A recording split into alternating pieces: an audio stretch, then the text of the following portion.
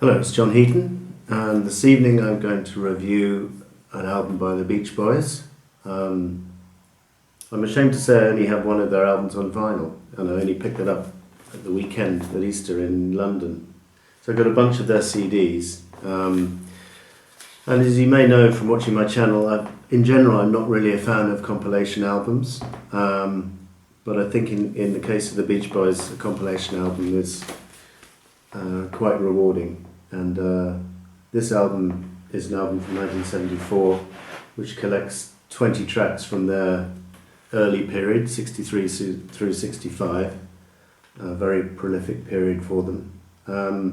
Just say a word or two about, I do own a bunch of their albums on CD, and I've watched quite a few of the videos, Matthew Smith reviewing the albums, and the ongoing debate between Matthew and Mr. Mayo about the merits of Pet Sounds. And Matthew loves it, Mr. Mayo doesn't, and I'm probably somewhere in the middle, but probably closer to Matthew's position. I think it's a great album, but possibly a tad overrated. But in terms of, and then the rest of their albums, I find frustratingly uneven throughout their career, really. There's tremendous highlights on albums like 2020, songs like Do It Again and I Went to Sleep, and on Surf's Up, the title track is Sublime, as is Till I Die. And then Friends has a few good tracks, and there's good tracks throughout their career, but like they never really strung an album together all the way through, apart from Pet Sounds.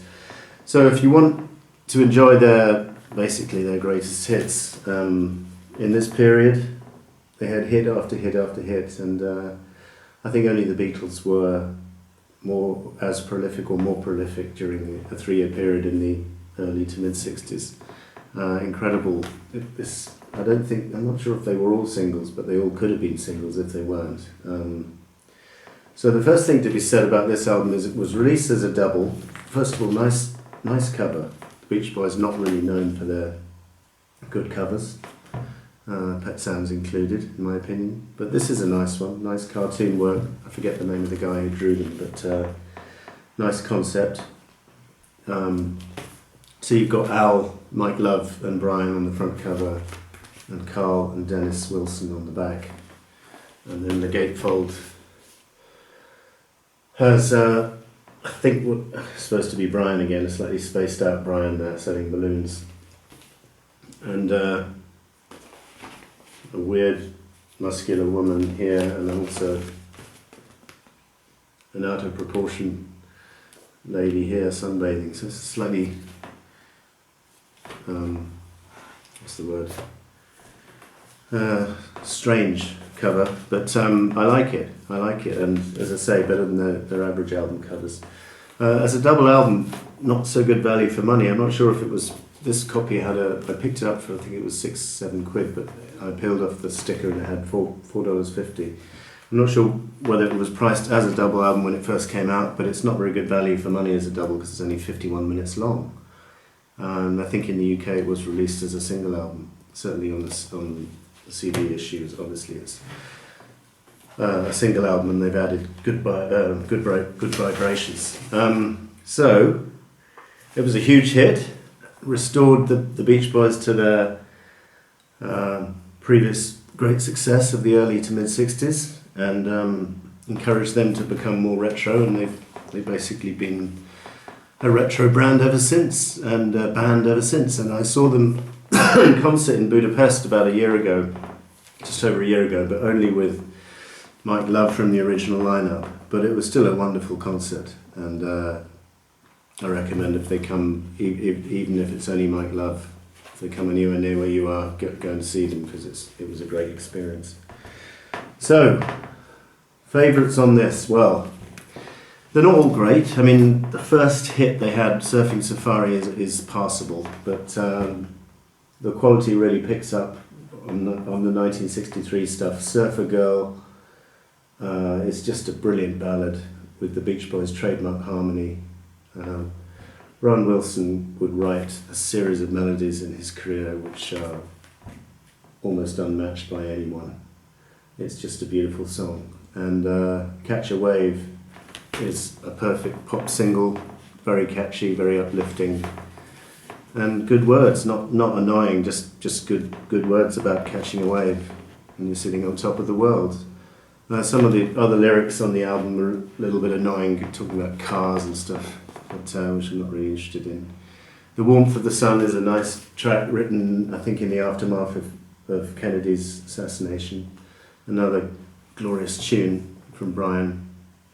And there's some controversy about how much Mike Love contributed to these tracks. He certainly sings the lead vocal on quite a few of them, but I think probably Brian wrote most of the melodies. Surfing USA is basically a rip-off of Chuck Berry. It's okay, not bad. Be True to Your School is a nice single, albeit with weak lyrics. Little Juice Cooper's great catchy song, although it's about cars, which is not really my bag. And then the Sublime In My Room, which is probably in my top 5 Beach Boys songs of their whole career. Again, with their trademark harmony and Brian's lyrics.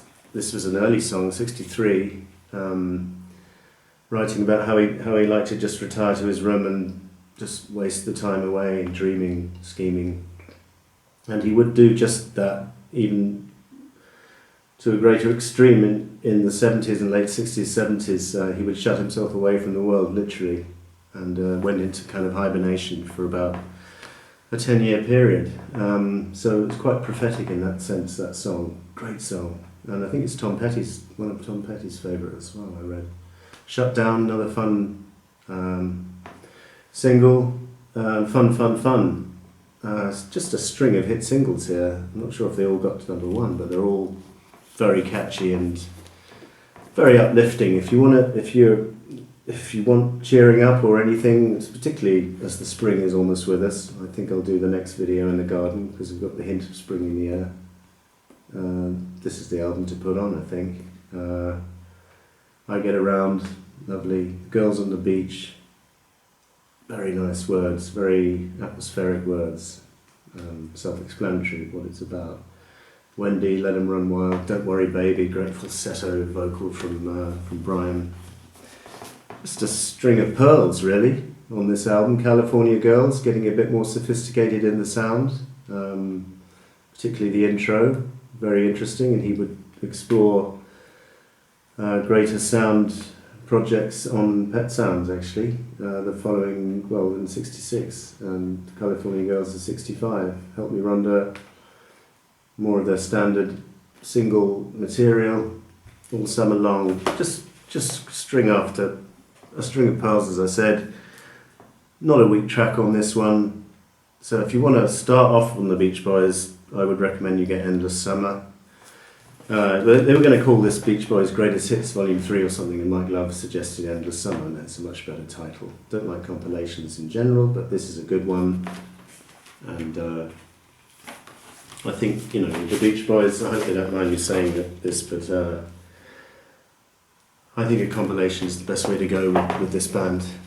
So, thank you for watching, and thank you Brian Wilson and the band for all the great songs. See you next time.